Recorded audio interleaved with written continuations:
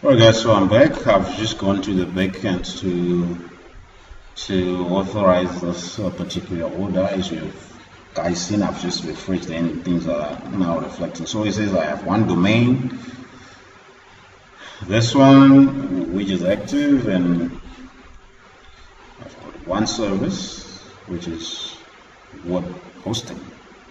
So if I click here, of course it's not a real domain, it's not working right now, but it's just to show you what happens. So this will be your client area. You have an account with like this one. So if you want to log into your cPanel, you come here where it says your active products or services. Then you click here. Just don't click on let me go back. Okay, it's fine. It's okay. You can just click it like that. I was just trying to test something like if you click on like the domain link, then it will have to open your link. But in this case, I think it worked, which is fine. So when you're here, of course, I still have to pay. It will give you the access to log into your cPanel. Okay. So guys, this is what you're gonna meet when you click on that link to log into your cPanel. This is your cPanel right here. So here it says primary domain, no valid certificates. This is the SSL certificate that we're talking about. So as long as this domain is not a valid registered domain, it will not be able to install the certificate, so that at least you can feel it, because the moment you click on the domain, it will still say no IP address not found. So this will not work. Right, so when you come in here, you're going to see your file manager, images, disk usage, etc., etc. So what you're going to see is this one called Softaculous App Installer. You click on WordPress, then you're going to be taken to this overview page. This is where you're going to do the installation. So here it says it's available space, almost 2 gig, then required space is 43.45, so it's not that big. So what you're going to do here is you click on install, then it's going to come here. So if it was a real domain installed and everything, the protocol here we're going to choose HTTPS for the one with SSL. So in this case we do not have a functioning thing, so we're just going to leave it like that. So here under site settings, it's going to ask for the site name, like the name that you want to give to your site. So in this case, let's say free web design course. I'm sure I'm sending you the details. Oh, okay, sorry. Then here, site description. So site description here, you have to put something catchy, something that when people search you on Google, it's going to appear. Because what's going to appear when your site comes up is like your site name and site description. So you have to make sure it's something that's relevant and something that that people can relate with when it comes to whether you're selling a product or services. So this is the first part of what we call search engine optimization. Basically, you're just trying to make your website compatible with search engines like Google, which is the main search engine. Okay, so we come here, admin username.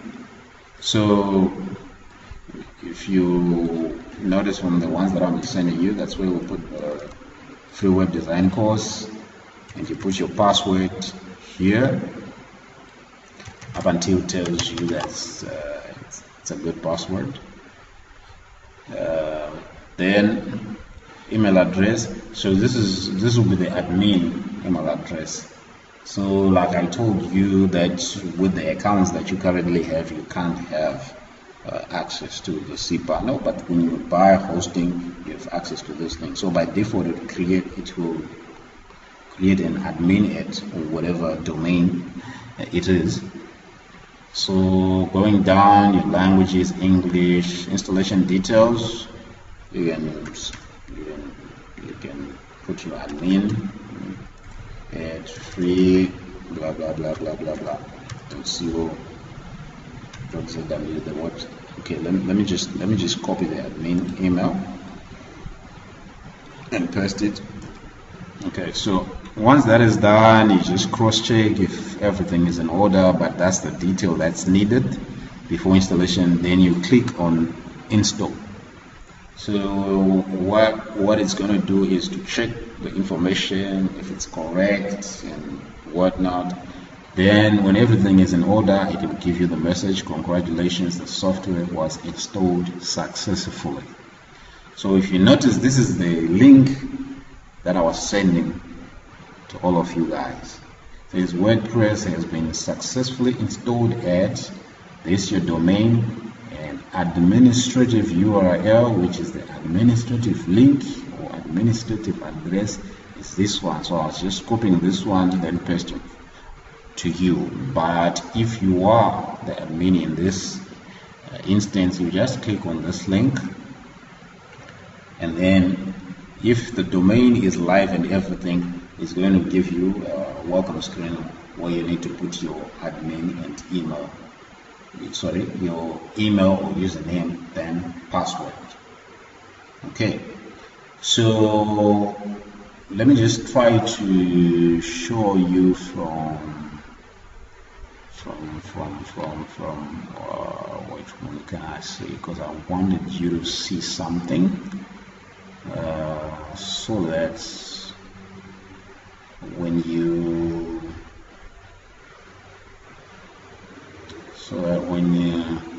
log in, you will know what it looks like. Okay, let's see, let me test. I've created, okay, sorry. Test dot joslo joslo.co.zw. So I'm sure most of you have this extension, whatever your domain, .joslo.co.zw. So before you go, or if you don't go to the admin area, this is what you are met with. This is the default WordPress template. So this is your website without being edited or what. That's what it will look like. This is the title, free web design course, and this is your description. But what we want is to go into the admin area. So admin area is /wp admin. So it will take you to the admin area, which is this one.